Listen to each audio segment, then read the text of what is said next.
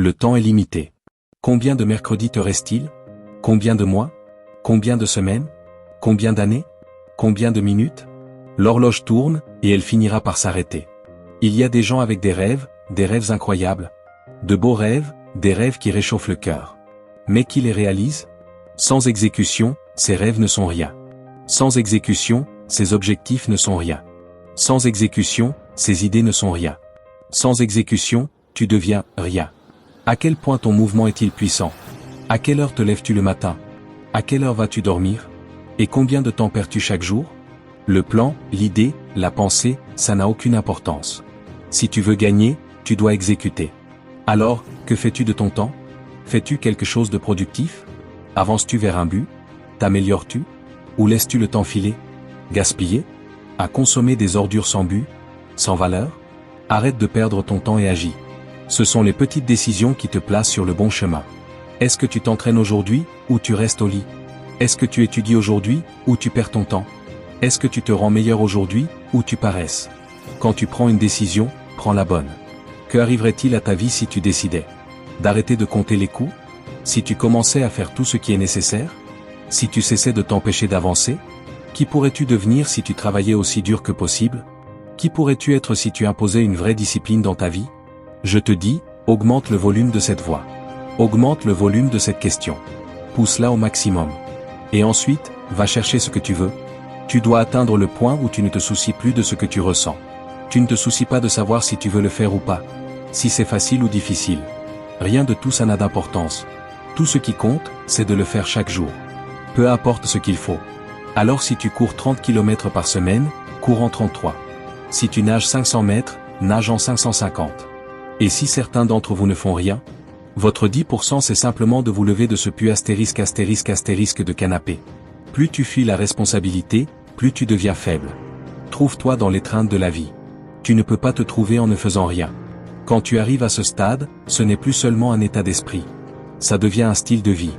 Tu deviens une machine disciplinée, implacable. Et tu crées une vie de grandeur. C'est pour ça que je réussis. J'ai cette rage intérieure. Après 20 ans à le faire, je l'ai toujours.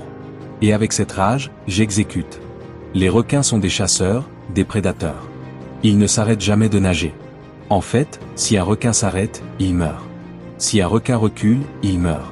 Pense comme un requin, agis comme un requin. Comporte-toi comme un requin. Si tu veux t'élever, tu dois amener ton jeu au niveau supérieur. Ton état d'esprit doit monter d'un cran. Ton savoir doit monter d'un cran. Je vais réfléchir, je vais exécuter, et je vais gagner. Je vais exécuter ce pourquoi je me suis entraîné. Et c'est comme ça qu'on passe au niveau supérieur. Si tu veux être grand, si tu veux atteindre un niveau qui servira de référence aux autres, tu dois être prêt à travailler chaque heure de chaque jour. Tu dois être obsédé. Tu dois être prêt à tout donner, ou à mourir en essayant. Repose-toi quand tu dois, récupère quand c'est nécessaire. Mais ne t'arrête jamais. Ne lève jamais le pied de l'accélérateur. N'arrête jamais, n'abandonne jamais.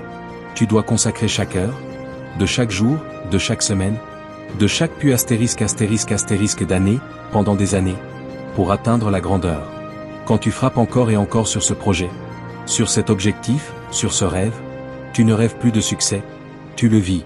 La différence avec ceux qui gagnent constamment dans leur vie, c'est qu'ils s'attendent à gagner. Les victoires ne les surprennent pas. Elles ne les choquent pas. Ils ne sont pas émerveillés quand ils gagnent. Pas plus que Michael Jordan ne l'était. Quand il mettait un panier décisif. C'est ce qu'il attendait. C'était son focus. C'était ce pourquoi il agissait, ce pourquoi il travaillait. Et à cause de tout ça, ils s'attendent à gagner. À chaque fois. Zéro exception. Les vrais gagnants ne perdent jamais leur concentration.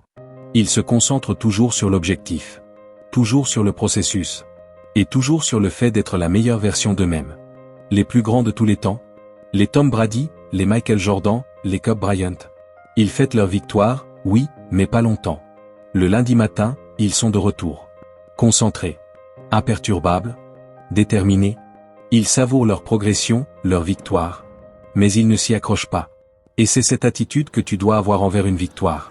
Si tu veux en faire un style de vie, et une vie entière de victoire.